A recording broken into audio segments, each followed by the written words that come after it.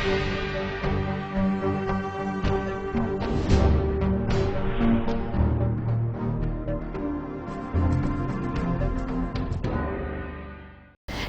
Vindhya times में आपका स्वागत है। आज की बुलेटिन के साथ हाजिर हुए हैं और आपके साथ मैं श्रेया। देश में किसानों की बेबसी की खबरें आपने कई बार सुनी होंगी। आज एक बार फिर किसानों से जुड़ी एक ऐसी खबर हम आपको बताने जा रहे हैं जिसे सुनकर आप हैरत में पड़ जाएंगे। रीवा जिले में किसान रीवा मुख्यालय पहुंचा और इच्छा मृत्यु की मांग की। आखिर क्या मजबूरी रही होगी उस किसान की जिसने प्रशासन से अपनी जान देने की इजाजत मांगी होगी। यूँ तो जिला मुख्यालयों में लोग अपनी समस्याओं को लेकर आते हैं, लेकिन रीवा जिला कलेक्ट्रेट में कुछ किसान मौत मांगने के लिए पहुंचे और मरने की इजाजत भी मांगी। दरअसल यह लोग रीवा जिले के त्योंथर से आए थे। किसानों के द्वारा ज्ञापन पत्रों में कहा गया कि त्योंथर के मागी खरीदी केंद्र में उनके साथ अन्याय किया जा रहा है। पीड़ित के द्वारा यह भी कहा गया कि मागी खरीदी केंद्र में धान की तौल हुई, जिसके बाद पर्ची की मांग की गई, लेकिन केंद्र प्रभारी के द्वारा जबरन वहां से भेज दिया गया। अधिकारियों के आश्वासन के बाद हम किसान चक्कर लगाते रहे। अधिकारियों के सह पर खरीदी केंद्र में रखी धान को बेच दिया गया, जिस पर शिकायत के बाद भी अभी तक कोई कार्रवाई नहीं की गई। किसानों का कहना है कि अब वह और उनका परिवार 2 वक्त की रोटी के लिए मोहताज है। आज कलेक्टर के समक्ष पहुंचे किसानों ने कहा कि जब ऐसे ही मरना है तो तड़प कर क्यों मरे, आप हमें इच्छा मृत्यु की इजाजत दे दीजिए। हम लोग ऐसा है कि त्योंथर के किसान हैं। हम लोग दिसंबर जनवरी में अपनी धान त्योंथर समिति में ले जा कर के दिए। वहाँ से बोरी मिली, धान की खरीदी किए, धान की सिलाई हुई, गिनती हुई। हम लोगों से कागज़ लिया गया, कागज़ में लिख दिया गया कि आप लोगों की इतनी इतनी बोरी धान है। इसके बाद 6 महीने धान वहाँ पड़ी रही।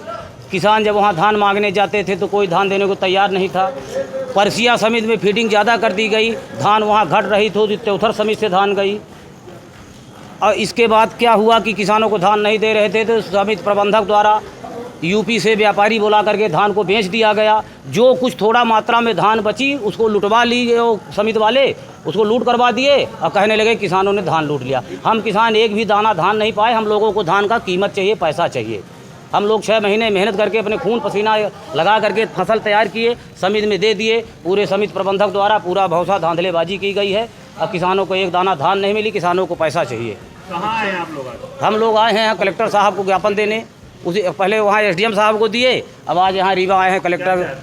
हम लोग चाहते हैं हमारी धान का कीमत मिले, पूरा पैसा।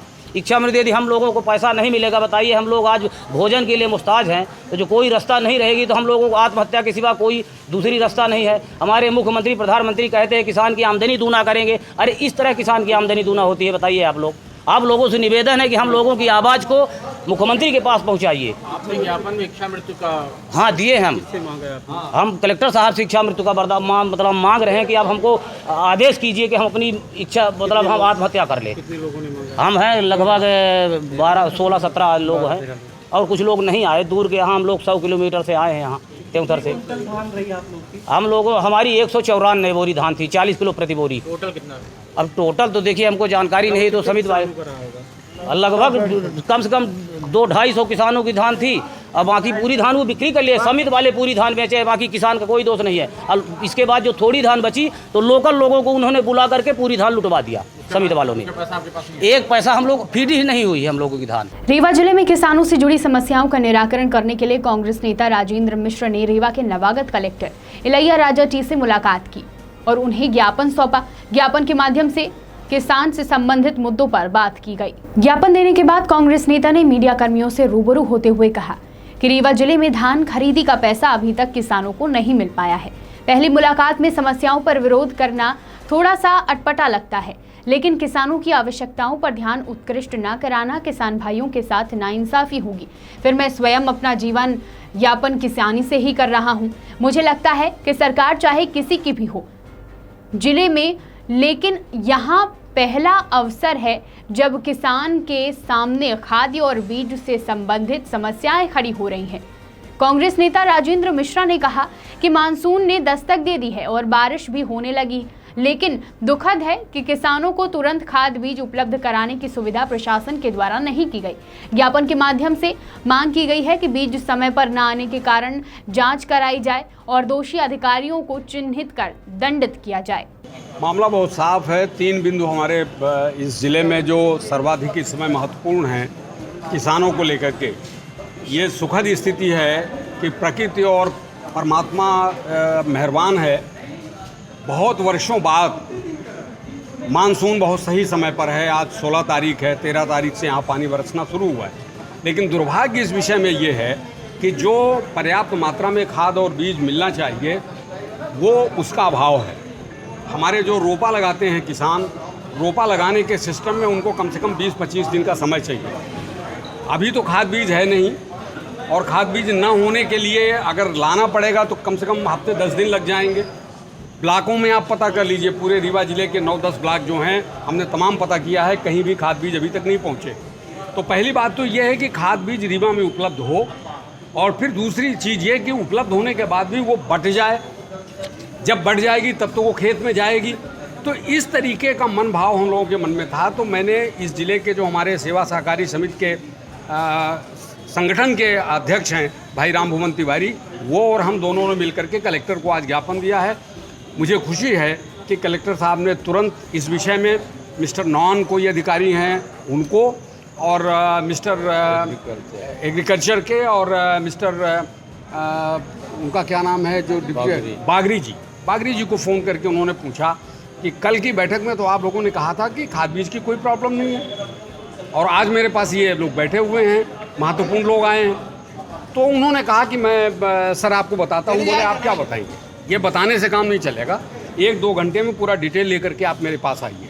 तो मेरा अंदाज़ है कि वो 12-1 बजे जब भी मीटिंग करेंगे इस पूरे विषय पर वो जानकारी लेंगे, और कलेक्टर के लेवल पर अगर ये जानकारी इस तरीके से तत्परता से लेनी प्रारंभ हो गई है तो निश्चित रूप से कुछ न कुछ ज़िले में किसानों का लाभ होगा, ऐसा मैं मानता हूँ।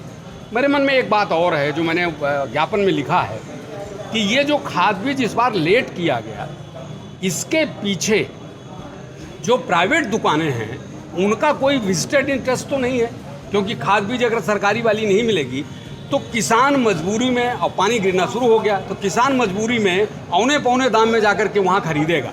तो मुझे एक बात मैंने कलेक्टर साहब से ये कहा है कि इसकी भी आप जांच कृपा करके कराएं कि ये प्राइवेट दुकानें जो हैं उनके चलते तो ये सब गड़बड़ियाँ नहीं हो रही हैं, और अगर ऐसा है तो इसको चिन्हित करें, और चिन्हित करके जो लोग इसके लिए जिम्मेदार हैं उन्हें दंडित करें। कोरोना काल में कोरोना वायरस के चलते देश की अर्थव्यवस्था के साथ साथ छात्र, व्यापारी सभी प्रभावित हुए हैं। रीवा अवधेश प्रताप सिंह विश्वविद्यालय में छात्र संगठन के द्वारा अपनी मांगों को लेकर ज्ञापन सौंपा गया। अखिल भारतीय विद्यार्थी परिषद अपने स्थापना काल से ही हमेशा विद्यार्थियों से जुड़े हुए मुद्दे उठाते रहे हैं। आज रीवा में छात्रों की समस्या के विषय में विद्यार्थी परिषद रीवा नगर द्वारा अवधेश प्रताप सिंह विश्वविद्यालय के कुलपति महोदय को ज्ञापन सौंपा गया, जिसमें विद्यार्थी परिषद ने विश्वविद्यालय में व्याप्त अव्यवस्था, भ्रष्टाचार एवं हाल ही में तत्काल आए हुए रिजल्ट की गड़बड़ी, छात्रावास में अव्यवस्था, परीक्षा फीस जैसे महत्वपूर्ण विषयों पर कुलपति के कक्ष के सामने तकरीबन 2 घंटे नारेबाजी कर कुलपति को ज्ञापन सौंपा, जिस पर उनसे ज्ञापन के सभी विषयों पर तत्काल कार्यवाही करने की बात कही। यह भी चेतावनी दी गई है कि अगर विश्वविद्यालय तत्काल कार्यवाही नहीं करता है तो विद्यार्थी परिषद विश्वविद्यालय में उग्र आंदोलन करते हुए विश्वविद्यालय बंद करेगा। विद्यार्थी परिषद की छात्रों की मूलभूत समस्याओं को लेकर हम लोग आज अभी 1 घंटे से बैठे हुए हैं, और अखिल भारतीय विद्यार्थी परिषद 27 तारीख को पिछले महीने में भी ज्ञापन दिया था 7 सूत्री मांगों को लेकर, लेकिन किसी भी विषय पे अभी तक विश्वविद्यालय प्रशासन द्वारा समस्या का समाधान नहीं किया गया। छात्रों की मूलभूत समस्या जैसे इस कोविड-19 महामारी के कारण जो विश्वव्यापी ये समस्या है, इसको लेकर चलती हुई, लेकिन विश्वविद्यालय प्रशासन छात्रों के ऊपर दबाव बना के ज़बरदस्ती फीस वसूलने का दबाव बना रहा है।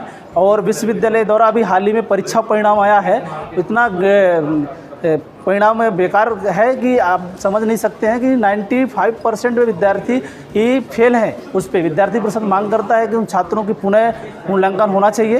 विद्यार्थी परिषद ये भी मांग करता है कि जो छात्रावास में रहने वाले विद्यार्थी हैं उनकी भी फीस माफ़ होनी चाहिए।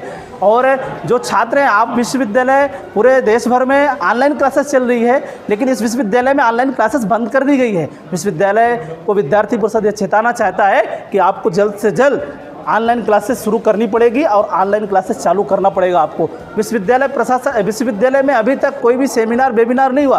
विश्वविद्यालय प्रशासन को विद्यार्थी परिषद ने जब ज्ञापन दिया तो अभी हाल ही में सेमिनार और वेबिनार प्रारंभ करना स्टार्ट किया ऑनलाइन। विद्यार्थी परिषद के ज्ञापन के बाद विश्वविद्यालय प्रशासन नहीं तो सो रहा था। मैं अभी विद्यार्थी परिषद कुलपति महोदय को फिर से इस ज्ञापन के माध्यम से चेताना चाहता है, यदि इन सभी समस्याओं का समाधान यदि नहीं किया विश्वविद्यालय प्रशासन तो हम जल्द ही धरने पे बैठेंगे, बड़ा आंदोलन करेंगे, जिसकी जिम्मेदारी सिर्फ और सिर्फ प्रदेश सरकार की होगी और विश्वविद्यालय रूप से रिजल्ट की बात थी, वो रिजल्ट तो हम लोग निकाल दिया है। कुछ विशेष रूप से रिजल्ट्स में कहीं कमियां आई हैं, जिसमें कुछ ज़्यादा विद्यार्थी फेल हो गए हैं। तो हमारा इस संबंध में एक समीक्षा समिति है, उस समिति को हमने सारे मैटर रेफर कर दिए हैं। वो रिव्यू करेगी, आवश्यकता अनुसार उसका रिवैल्यूएशन करा देगी। छात्रावास की अभी तो छात्रावास बंद है लॉकडाउन में। एक बार जब छात्रावास खुलेगा तो फिर उस विषय पर बात की जाएगी। बीते दिन मनगवा थाना क्षेत्र के भवार गांव से एक 17 वर्षीय किशोरी की लापता होने की खबरें आई थी और आज काफी दिनों बाद मिली जानकारी के अनुसार लापता युवती की मौत होना बताया जा रहा है। किशोरी की मौत से परिवार सदमे में है। परिजनों को रायपुर करचुलियान थाना के द्वारा किशोरी के मौत की सूचना दी गई है। दरअसल मनगवा निवासी किशोरी 21 फरवरी 2020 को अपने घर से लापता हो गई थी, जिसकी गुमशुदगी संबंधित एफआईआर थाने में उसके पिता के द्वारा दर्ज कराई गई थी। एफआईआर में एक युवक किशोरी को झांसे में लेकर भाग गया था, ऐसा जिक्र किया गया था, जबकि 4 माह बाद उसके बेटी के मृत्यु की सूचना सामने आई है। पिता का आरोप है कि उसके बेटी के गले में रस्सी के निशान हैं और उसे जान से मारा गया है, जबकि विजय बंसल के परिवारजनों का कहना है कि कीड़ा काटने से उसकी मौत हुई है। शव को संजय गांधी अस्पताल में पीएम के लिए भेज दिया गया है, जिसकी रिपोर्ट आने पर यह स्पष्ट होगा कि आखिर मौत का कारण क्या था। क्या नाम है आपका? संतलाल बंसल। कहाँ के रहने वाले? भवार के खाना? मनगवा। क्या घटना हुई? लड़की लेके भाग गया था। कौन? विजय बंसल।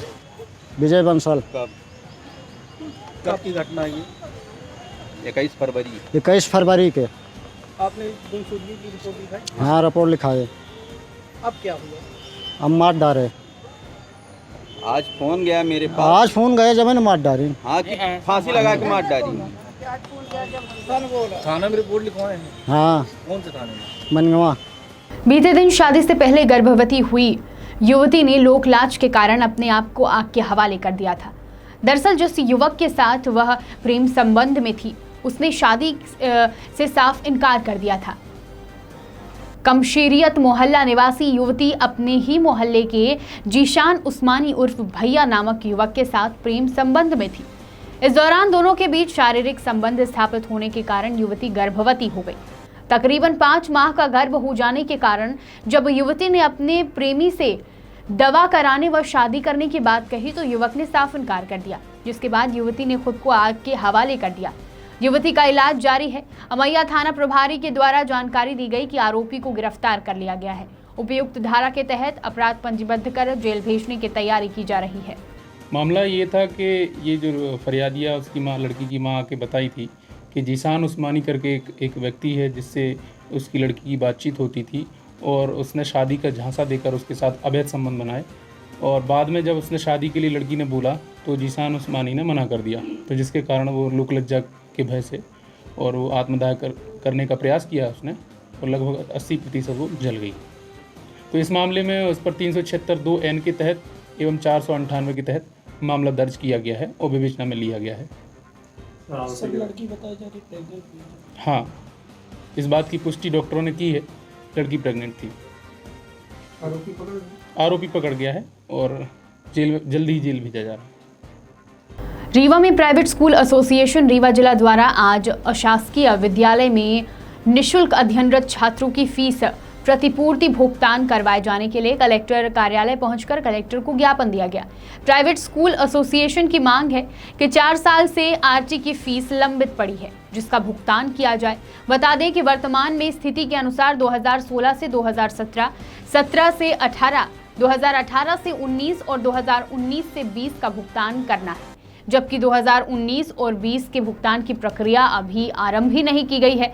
आरटी फीस लंबित होने के कारण प्राइवेट स्कूल एसोसिएशन के पदाधिकारियों को काफी परेशानी हो रही है और आज अपनी इस मांग को लेकर कलेक्ट्रेट कार्यालय पहुंचे, जिसमें कलेक्टर ने उन्हें जल्दी फीस भुगतान करने का आश्वासन दिया है। स्वीकृत करते हैं, फाइल सीओ के पास जाती है और सीओ साहब 10% स्कूलों की जाँच कराते हैं। जाँच में एक बीपीसी ऑफिस का सरकारी रहता है, एक रेवन्यू का, एक जिला कोषालय का, क्योंकि तीनों इकट्ठा हो नहीं पाते, इसे जांच में विलम्ब होता है और उसका भुगतान नहीं हो पा रहा है।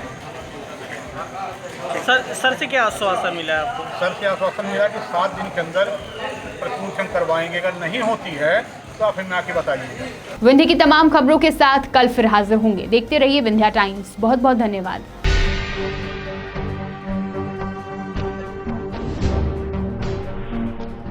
VT Bulletin sponsored by Uttam Singh Academy,